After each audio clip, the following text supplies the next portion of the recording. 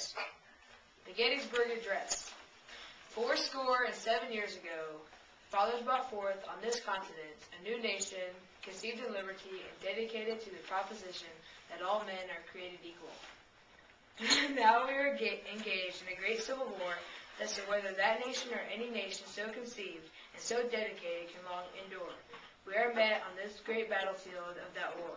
We have come to dedicate a portion of that field as a final rescue place for those who here gave their lives that that nation might live.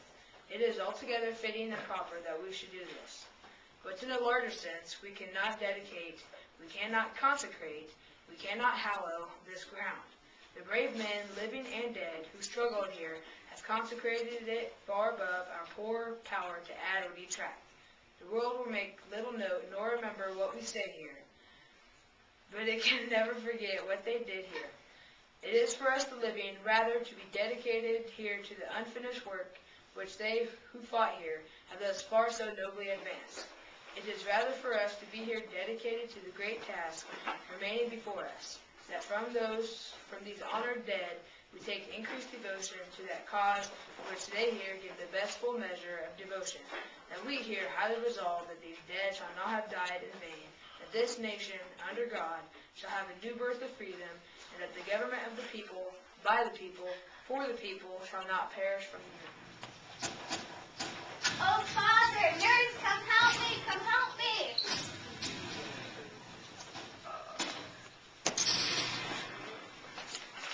Dear friend Ezra, I take pen in hand to let you know that I yet live. We are camped near Petersburg, and we are having tolerable good times now.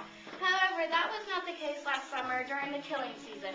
We left Baltimore on May 15th and marched to Belle Plaine and on to Fredericksburg.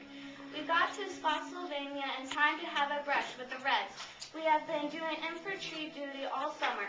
We left Spotsylvania on the night of the 20th and marched to Bowling Green and to the North Anna River, where we had to fight our way across.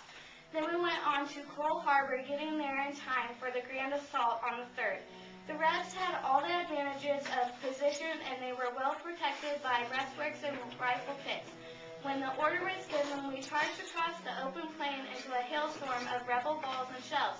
Men were struck down as if by a great sea like grass in haying time, and it was here that Father was struck. He was at my side during the charge when I suddenly heard him groan. Just then I looked over and saw Father fall to the ground, his uniform soaked with blood. He was shot but a few feet from me.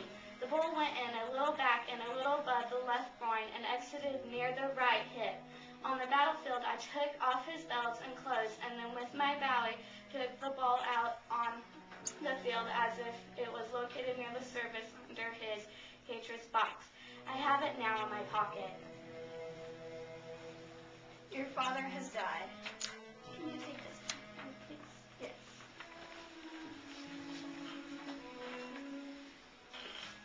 Then I helped carry Father off the field. I stayed with him until he died. He lived about a day after being shot at Coal Harbor.